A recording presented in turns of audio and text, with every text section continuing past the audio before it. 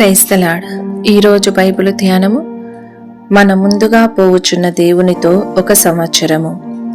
నేను నీకు ముందుగా పోవచ్చు, మెట్టగానున్న స్థలములను సరాలము చేసేదను, ఇత్తడి తలుపులను పగులగొట్టెదను, ఇనుప గడియలను విడగొట్టెదను, అంధకార స్థలములలో ఉంచబడిన నిధులను, రహస్య స్థలములలోని మరుగైన ధనమును నీకిచ్చేదను. యెషయా గ్రంథము 45వ అధ్యాయము 2-3 వచనములు. ఈ నూతన సంవత్సరములో ఈ వాగ్దానము మన కొరకు నిజముగా నెరవేరును. నిశ్చయముగా ప్రభువు మనకు ముందుగా పోవుదురు. మెట్టగానున్న పరిస్థితులను, మూర్ఖులైన ప్రజలను మనము ఎదుర్కొనవచ్చును. అయినను మనము ప్రభువును వెంబడించిన ఎడల ఆయన వాటిని సరాలము చేయును. మన యొక్క ఆత్మీయ అభివృద్ధిని అడ్డుపరిచి నిలిపివేయునంతగా బెదిరించినట్టి ఇత్తడి తలుపులు, ఇనుప గడియల వంటి ఎన్నో ఆటంకములను ఎదుర్కొనవలసి వచ్చునేమో. అయితే ప్రభువు తానే అటువంటి ఇత్తడి తలుపులను చిన్నాభిన్నములుగా పగులగొట్టి ఇనుప గడియలను విడగొట్టెదరు. అంధకార స్థలములలో ఉంచబడిన నిధులు.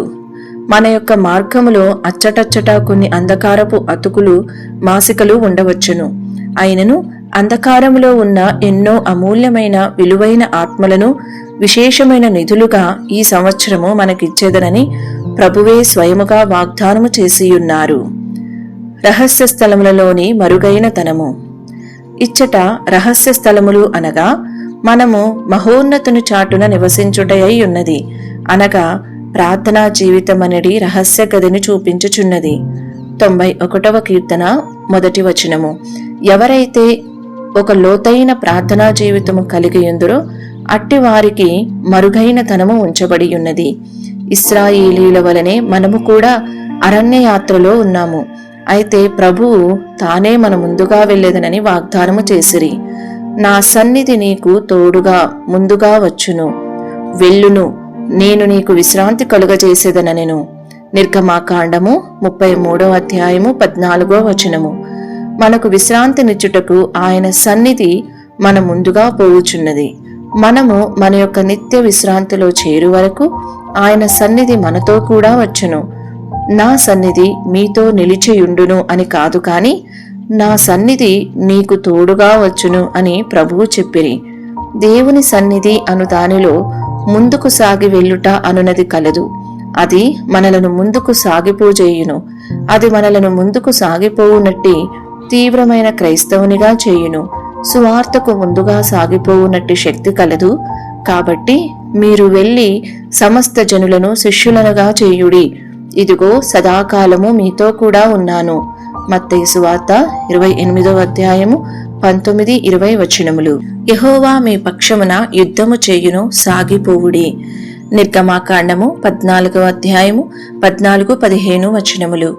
మనము ముందుకు సాగిపోవచ్చు ఉన్నట్లయితే ఆ షరతు మీద ఈ నూతన సంవత్సరములో మన యుద్ధములన్నిటినీ ప్రభువే జరిగించవలని కోరుచున్నారు. మన యొక్క భవిష్యత్తు ప్రభువు యొక్క హస్తములో ఉండిన ఎడల అది ఆశీర్వదింపబడినదిగా ఉండబోవునని మనం ఎరుగుదుము. నిశ్చయముగా ఆయన మన కొరకు మహా గొప్ప సంకల్పములు కలిగి ఉన్నాడు. ఈ సంవత్సరము మనము దాటి వెళ్ళు మార్గములు మనకు తెలియకపోవచ్చును, కాని మన ముందుగా వెళ్ళునది ఎవరో మనకు తెలియను. ఈలాగు తెలుసుకొనుటలోనే అసలు తేడా కలదు. యెహోవా నిన్ను నిత్యము నడిపించును. క్షామకాలమున ఆయన నిన్ను తృప్తిపరిచి నీ ఎముకలను బలపరుచును. నీవు నీరు కట్టిన తోటవలెను, ఎప్పుడునూ ఉబుకుచుండు నీటి ఊటవలెను ఉండెదవు. 58వ అధ్యాయము 11వ వచనము. చీకటిని వెలుగుగా చేసి ఆయన నీ ముందు పోవువాడు. సత్యమగు జీవమగు మార్గము యేసే. దేవునియందు నిరీక్షణ నుంచి ఆయనను స్తుతించు నా ప్రాణమా. ఈ వీడియో యొక్క పూర్తి స్క్రిప్ట్ కావాలంటే దయచేసి డిస్క్రిప్షన్లో చూడండి. ఈ వీడియో ఆంగ్లము మరియు హిందీ భాషలలో కావాలంటే ఛానల్ను సబ్స్క్రైబ్ చేయండి మరియు వీడియోలను క్రమంగా అనుసరించండి. Praise the lord.